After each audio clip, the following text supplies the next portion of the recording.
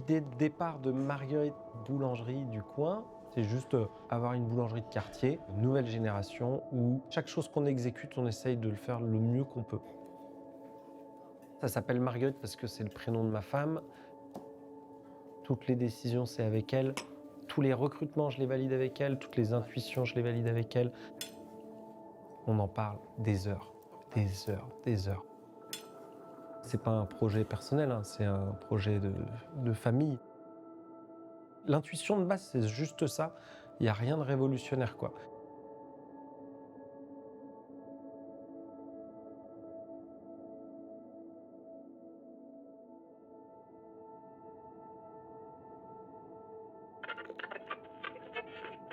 Ici Radio Nantes, il est 6h30, nous sommes en direct. Ce matin, on vous emmène dans le quotidien d'une boulangerie de quartier, comme il en existe partout en France. Le pain est chaud, tout juste sorti du fournil, les viennoiseries ont une belle couleur dorée, les pâtisseries raffinées garnissent la vitrine, et les plats salés sont en cours de préparation. Derrière ces plaisirs familiers, il y a une rigueur et des gestes exigeants. Pétrir, tourer, garnir, des gestes précis, répétés chaque matin et perfectionnés avec le temps. Derrière ces gestes simples en apparence, il y a un vrai savoir-faire. Et surtout, des femmes et des hommes qui font vivre ce quartier jour après jour. Bienvenue chez Marguerite Boulangerie.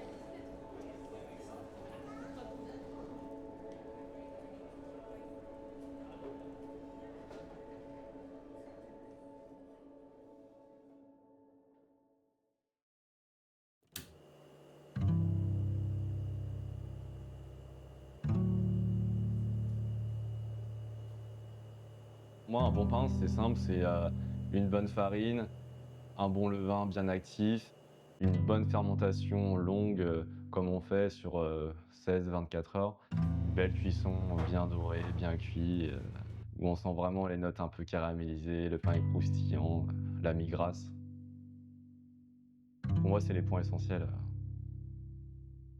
On a commencé il y a 3 ans.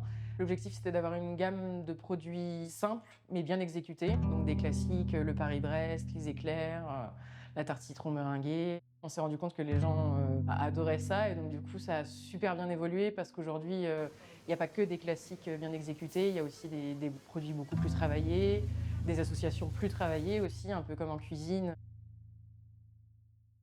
De la cuisine boulangère.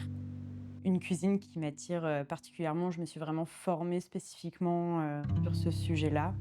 C'est ça qui m'intéresse, de pouvoir mettre un morceau de pâte dans un gaufrier, une brioche, une farce très bonne à l'intérieur, ultra gourmande, et vraiment travailler ce produit-là en le cuisinant. Pendant mon cheminement pour créer la boulangerie, je me suis pris de passion vraiment pour cet univers. Au début, moi je le dis très honnêtement, je me dis mais je vais faire un truc sécure, je vais faire une franchise. Donc je me renseigne sur la franchise dans la boulangerie, je fais une journée découverte, tout est surgelé. Je dis mais moi si je suis dans la démarche, c'est pour être intégral. Donc je me dis je veux pas faire ça, je veux vraiment être puriste, je veux faire du 100% levain. C'est notre propre levain, c'est François Xavier qui l'a créé quand il est arrivé ici. Si je fais de la pâtisserie en fonction des saisons, Éthiquement parlant, écologiquement parlant, c'est super important pour moi de travailler tous les produits de saison et de proposer une tarte aux fraises au mois de juillet et pas au mois de décembre. si je fais du snacking en fonction des saisons et en direct avec un maraîcher, Olivier des Jardins de Saint-Hilaire qui nous livre directement tous les mardis. Donc c'est vraiment de l'exploitation jusqu'à la cuisine. Mes recettes, elles sont mises en place au rythme des saisons et donc au rythme des productions d'Olivier. Je ne vais pas chercher des produits ailleurs. Je sais que c'est des produits qualitatifs et de saison. moi je suis intransigeant sur le produit. Déjà la matière première, utiliser la meilleure possible. Le beurre de Montaigu, c'est la Rolls-Royce du beurre en AOP, donc on le met en beurre de tourage donc pour faire notre feuilletage. Mais on le met aussi en beurre dans nos pétrins de brioche en 500 grammes, et on n'achète pas des mottes de beurre hollandais de 25 kg. C'est du chocolat Valrhona. On met pas de l'arôme de vanille, on met de la vraie vanille de Madagascar.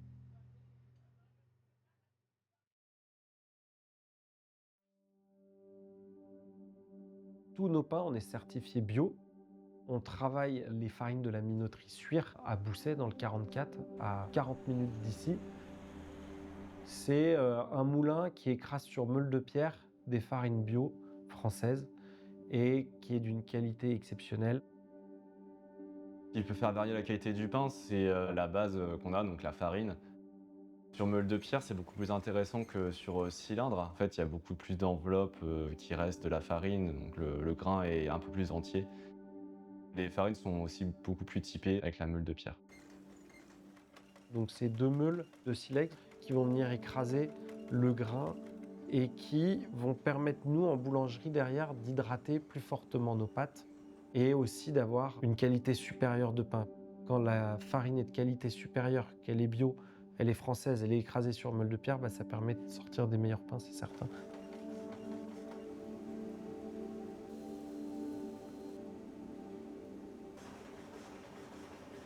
Sur tous nos pains, que ce soit nos blés anciens ou du blé plus classique, du petit épeautre ou du corazon, on travaille avec eux depuis le début. On a une qualité de farine qui est franchement incroyable, quoi.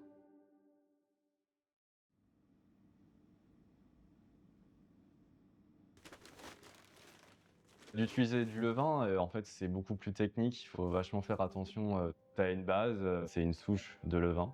Tous les matins, on le nourrit. On lui donne de l'eau, de la farine. C'est ce qui lui permet de grandir, de se développer. Comme un gamin, parce qu'en fait, il faut le nourrir et il faut s'en occuper vraiment tous les jours. On a 4 levains. On a un levain de blé dur, on a un levain de petit épeautre, un levain de panettone, un levain pour la tradition de blé classique. Une panification au levain vous apporte une meilleure conservation, une croûte plus épaisse, quasi collante aux dents. Et nous, on travaille avec du levain dur de blé qui amène un peu d'acidité. Et le deuxième truc, c'est le temps. Plus tu vas être rigoureux et plus tu vas laisser le temps au pain, meilleur il sera.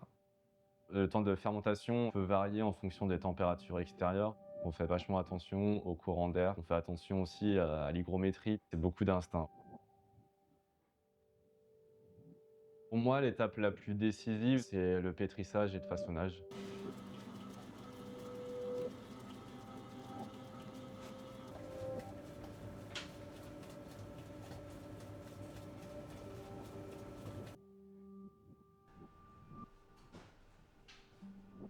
C'est vraiment là où tout commence, c'est hyper important quand la pâte, on l'étire, elle soit élastique et qu'elle ne se déchire pas. On l'a laissée donc dans un bac pendant 1h30, 2 heures en extérieur à fermenter.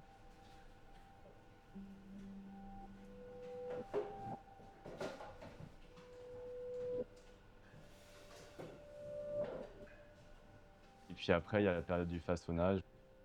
Il y a eu de la vie qui s'est passée, il y a eu déjà du volume de prix.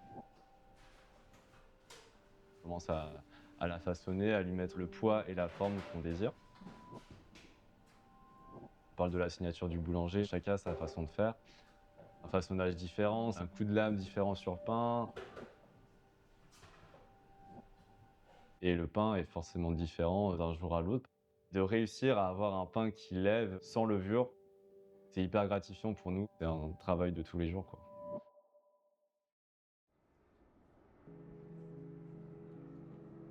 S'agrandir, c'était pas du tout mon projet. Le problème, c'est qu'au bout d'un an, on fait beaucoup plus que prévu.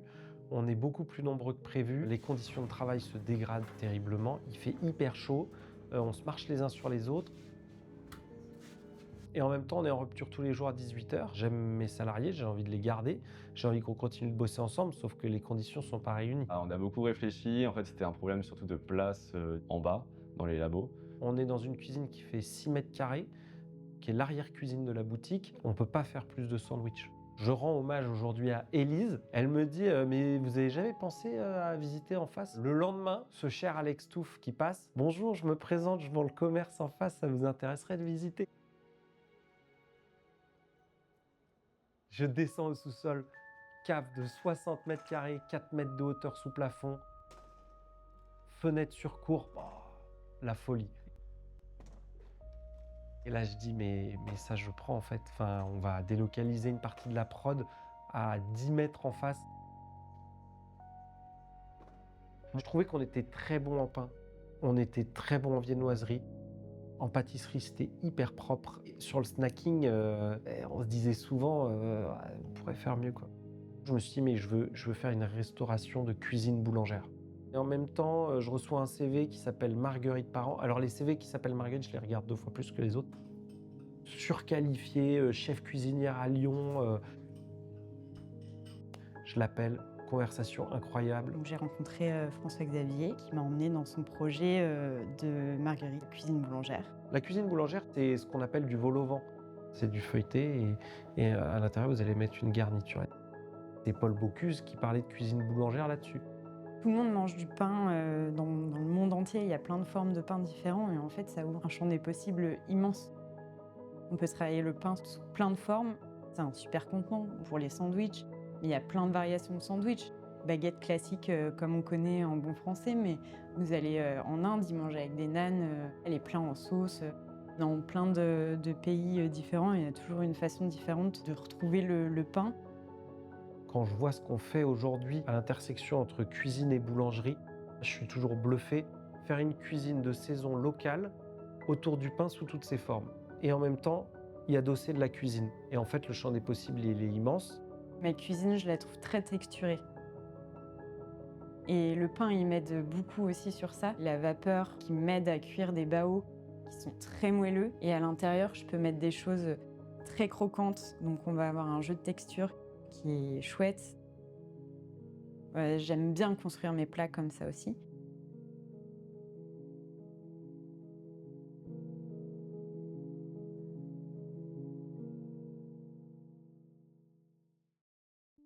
On est passé de boulangerie à boulangerie-cuisine.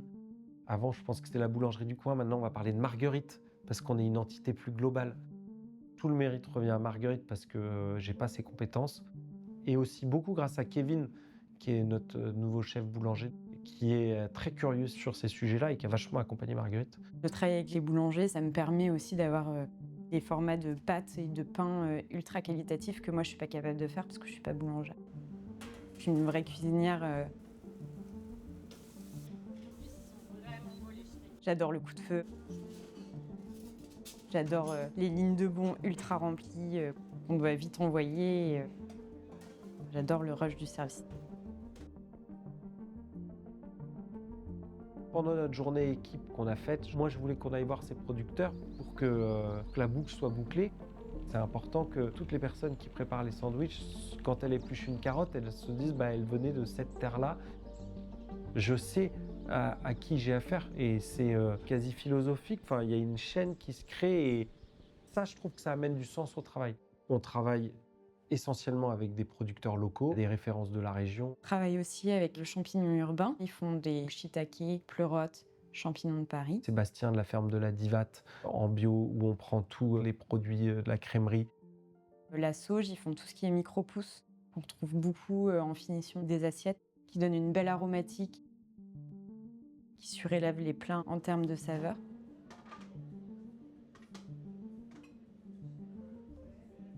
Notre jambon beurre est un jambon de cochon vendéen élevé en plein air que nous fait la boucherie Les Bottes. C'est délicieux, quoi. C'est vraiment hyper agréable par rapport à tout ça.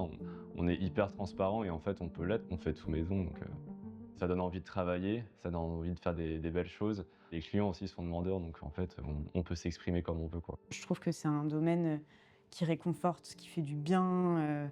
Les gens, ils adorent manger. C'est une petite bulle de bonheur pour les gens de pouvoir manger ce genre de produit, donc c'est hyper agréable de se dire qu'on fait ça pour le plaisir, quoi. Le fait de se retrouver tous ensemble, même une personne qui a passé une mauvaise journée, peut-être qu'en sortant du travail, il va se dire tiens, j'ai envie de m'acheter une petite pâtisserie. Ça fait chaud au cœur, quoi, de se dire que ce qu'on fait, ça fait du bien aux gens. J'ai une vision de la boulangerie qui est assez accessible. Notre baguette, elle est à 1,20, notre croissant, il est à 1,20, notre jambon beurre, il est à 4,50. Je veux que tout le monde puisse venir à la boulangerie. C'est indispensable. Je suis plus à cheval sur le local que sur le bio. L'inconvénient parfois du bio, c'est qu'on arrive à des tarifs qui éliminent une certaine partie des gens. Quand on arrive au niveau de chiffre d'affaires et de volume qu'on fait, quasiment tout le monde délocalise une partie de sa prod en périphérie pour venir livrer en camionnette réfrigérée ou je ne sais quoi, va congeler les 3/4 de la prod et tout. On fera jamais ça. En plus, j'aime le quartier dans lequel on est de Nantes, que je trouve trop bien. Donc je veux rester ancré dans mon quartier. Il n'y a rien de plus rassurant qu'une boulangerie. Enfin, c'est un commerce du quotidien, il y en a à tous les coins de rue. Quand on rentre dans un endroit, qu'est-ce qui fait qu'on se sent bien? En fait, c'est assez simple, c'est le sourire et l'accueil. Bonjour madame, bienvenue, qu'est-ce qui vous ferait plaisir? Waouh! Ça fait pas de mal de faire attention aux autres.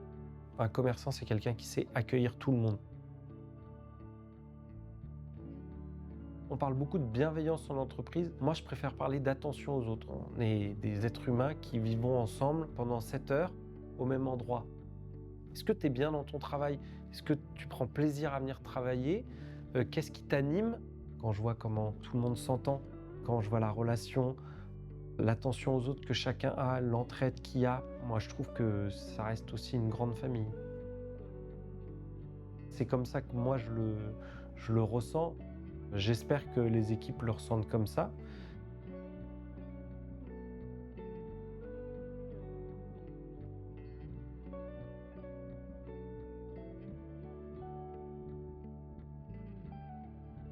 Après 16 ans de métier, moi je vois de l'amélioration au niveau des façons de travailler. Je trouve qu'on travaille justement plus sur des farines un peu anciennes, on vient un peu aux sources.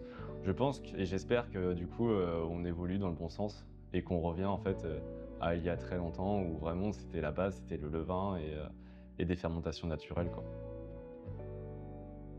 Une fois qu'on s'est dit ça, qu'est-ce qu'on fait quoi? Moi, mon rêve, c'est qu'on devienne un peu une institution, que dans des années, on existe encore, que la grand-mère, elle amène son petit-fils en disant ah, on va prendre une babka chez Marguerite, j'en prenais, c'était délicieux, etc. Un peu comme Merthe à Lille, qui est une vraie institution qui traverse les générations. C'est un peu ambitieux, mais le travail bien fait du boulanger, donc avec du temps, du levain, et en même temps une cuisine locale bien exécutée et de saison, quand les deux se réunissent, ça c'est l'avenir de la boulangerie, ouais. L'intelligence artificielle va venir sur-revaloriser ces métiers-là. Énormément de personnes vont retourner sur des métiers de plombier, de boulanger. C'est des métiers, je crois, d'avenir. Et je pense que notre génération, l'espèce de crise de sens, on y trouve une réponse dans le concret, en fait. Et le concret, bon, moi, c'est la boulangerie, mais ça peut être Hervé, qui est informaticien, qui peint des lettres maintenant. Donc, ça dépend du talent de chacun. Je ne me verrais pas dans un autre métier. J'arrive à allier différentes choses que j'adore, la créativité, l'organisation. C'est vraiment un métier passion, donc je suis heureuse d'être là et je ne ferai pas autre chose aujourd'hui. Il faut venir dans ce milieu-là parce que c'est concret, parce que c'est réel, parce que c'est la vie, parce que c'est des beaux métiers. De la matière brute, on crée un produit final. Il n'y a pas beaucoup de métiers où en une journée, 2 journées, on transforme de la matière, on crée et on vend derrière. Et ça, c'est super réalisant.